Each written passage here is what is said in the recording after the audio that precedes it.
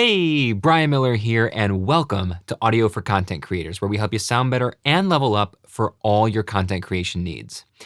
And I've been on like a 3-week hiatus or something from making videos for this channel, and not too much has changed since last you saw me. Well, the President of the United States got COVID-19 and watched the virus rampage through the White House. Not to worry though, not to worry. Don't let it dominate your lives. The Giants lost 4 games in a row. A fly completely broke the internet. I bought a beautiful G&L custom shop Telecaster. My guitar hero Eddie Van Halen died. I've done a dozen or so virtual events, all very successful, including one where I got to share the stage with a handful of legends, including Jay Baer, which was amazing. Oh, and I have a 2-week-old infant, but other than that, it's pretty much the status quo.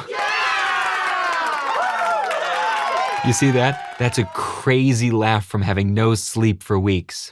But speaking of the status quo, let's talk about the Shure SM58. Yes, this is a standard, classic, everybody's got it, everybody knows what it sounds like microphone that has basically, for the last couple of decades, been unchanged. No, I said unchanged. Not unchained. Yes, the Shure SM58, we've talked about it plenty of times here on the channel. It's $100. It's basically been the exact same microphone for many, many decades. It's an industry standard and everybody loves it. I'm not using it right now. It's not plugged into anything at the moment. I'm still using the overhead mic, which is at the moment the Audio-Technica AT875R. You see, this video is not actually about the SM58. It's about the Movo HV-M5. Yeah, this is a cardioid dynamic vocal microphone from our friends at Movo. Of course, they sent me this for free in exchange for a review as part of my ongoing collaboration with Movo. No surprise to anyone here. The thing is, I've been putting this review off, and I've been putting it off because Movo told me that this was designed to be a competitor to the SM58. Now, I don't know about you, but them's fighting words. Because, I mean, the Shure SM58 is just so classic, it's so standard, it's so perfect for what it does, that anything that claims to compete with it, I just feel like there's no way. And because that was my instinct, I haven't even taken this out of the box yet. It's been sitting, it's sealed, been outside my studio for months just waiting for me. And so I'm gonna open it up right now. We're gonna plug it in and do a head-to-head blind audio comparison between the SM58 and the Movo HV-M5. I hate unboxing videos, so I'm just going to take this thing out. We're not gonna waste any time on doing a fancy B-roll unboxing. Look at, okay, we got the nice padded fake leather case that Movo likes to send with things, which honestly, I really appreciate. I appreciate they always do it. This one's kind of tight. Wow, okay.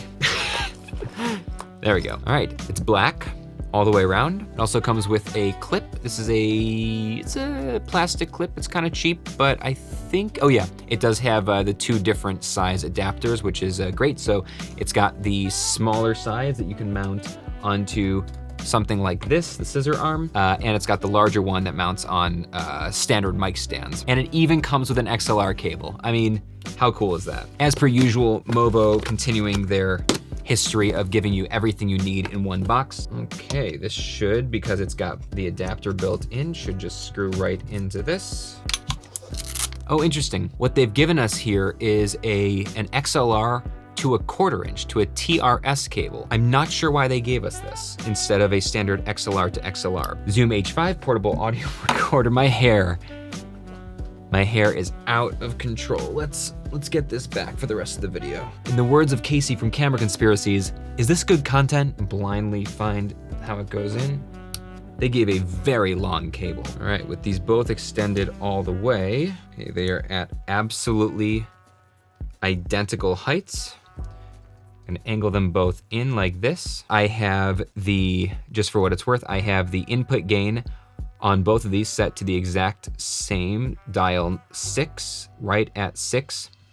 And it looks like they're coming in basically at the same level. It looks like the what's it called? It looks like the HV-M5 is a little bit quieter, so but you know what, I'm gonna leave it. I'm gonna record them at the exact same level. I'll level normalize in post. And grab some headphones.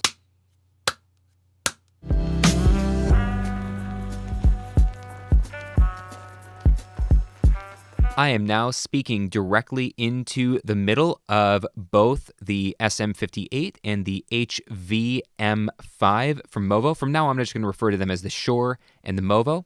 I am about 3 to 4 inches away from the grill. There's no pop filters of any kind apart from the ones built into the grills on both of these. I am recording at a very reasonable input gain, somewhere between -9 and -12 dB. And as you'll notice on the screen, there's either an A or a B, and I will just be switching you back and forth randomly between the two different microphones, and you should write down at some point which one you like better, or if you can't figure out which one you like better, if you can write down if you notice a different tone in either of them or anything like that. So, let's talk a little bit about these microphones. They are both dynamic microphones. Dynamic microphones do not require any additional phantom power or anything like that, or any mic power, but they do tend to require a lot of clean gain. Some portable audio recorders, some audio interfaces don't actually provide enough gain for some of these mics. The Zoom H5 does, so there's no problem there.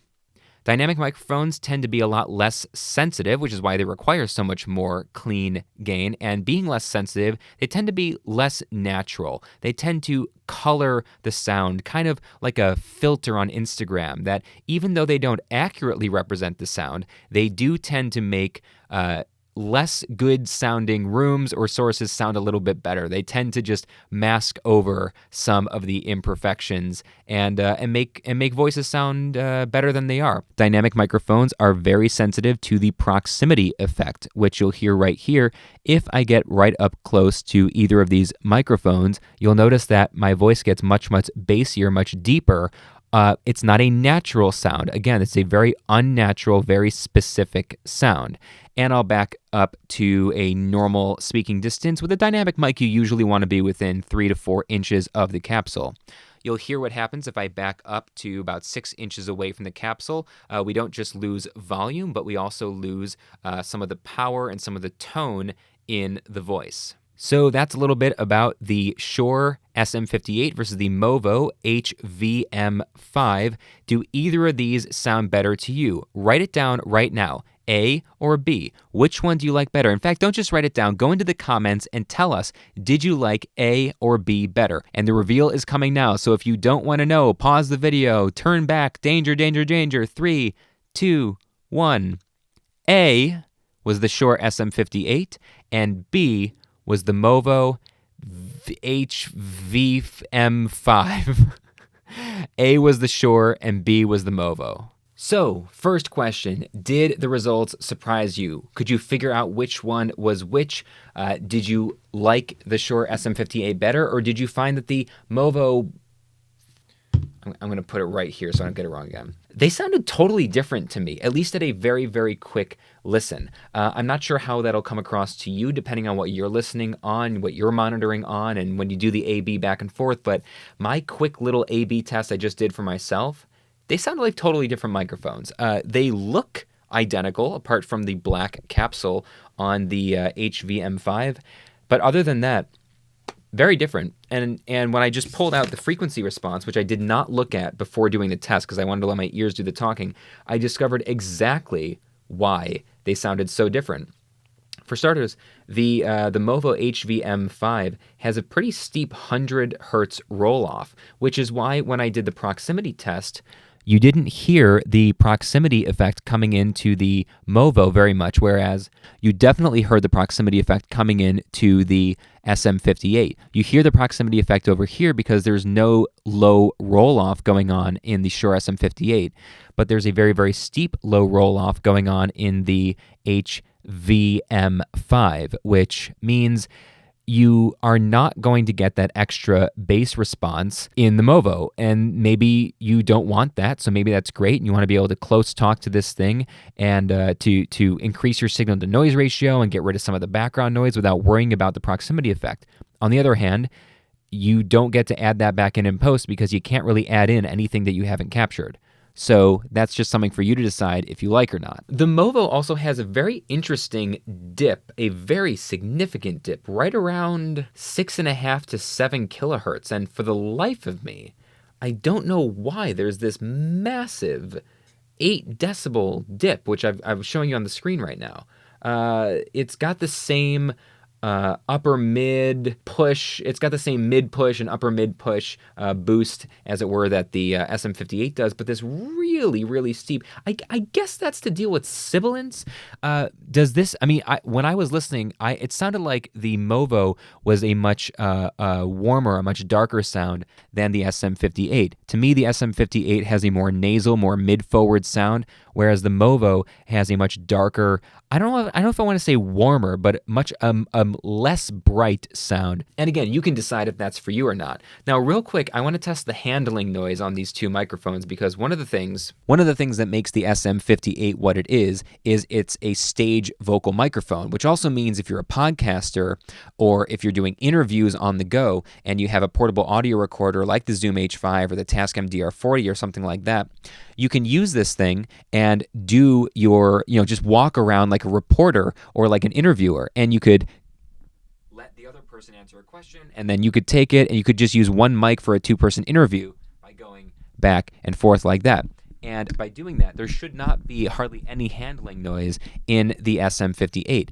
There shouldn't be really any handling noise because this thing is ruggedly designed to avoid that. Now let's test the Movo. And now we're testing the Movo to see if it's got the handling noise. So if I go back and forth between my hands, if I hand it off to somebody else, if I bring it back to me, are we hearing any significant handling noise? Now, it's worth noting that the Movo's got one feature that the SM58, the standard model, does not have, which is it's got an on-off switch right here. And I got to tell you, I feel like Movo thinks they're doing us a favor by giving us an on-off switch. I hate this.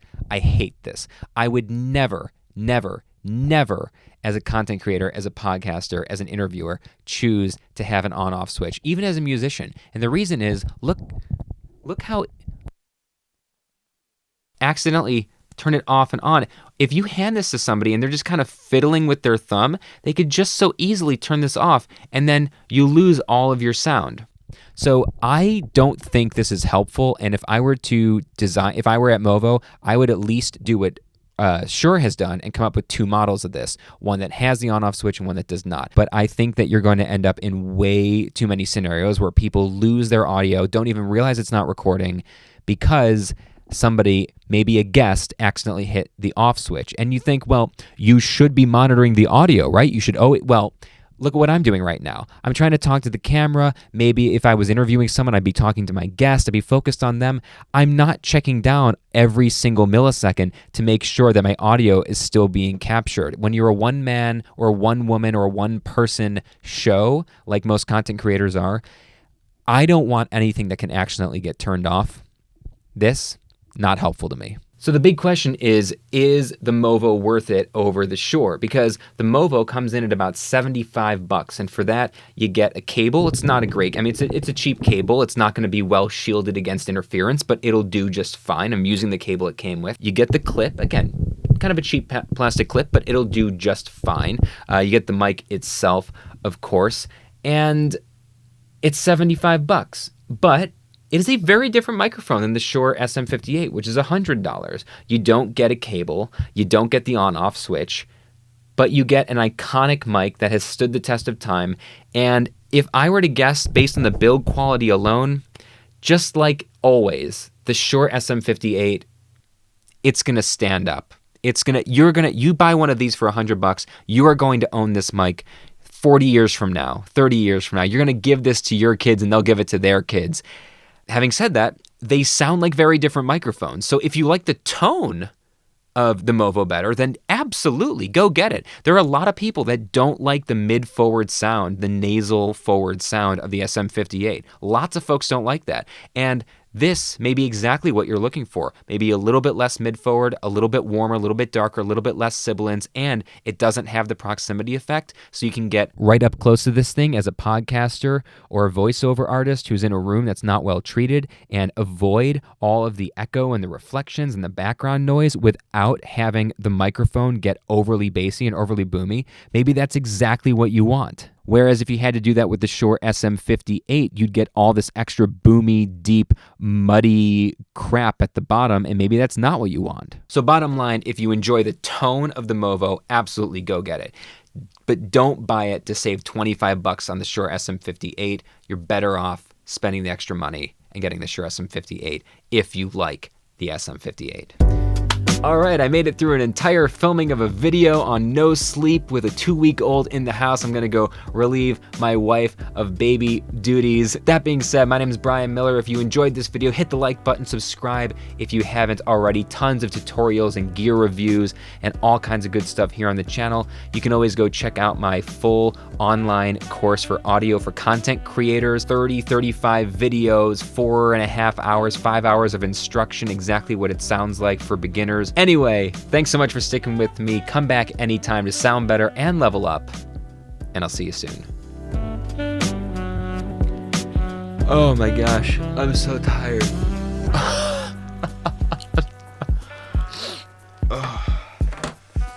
I gotta go put pajamas back on.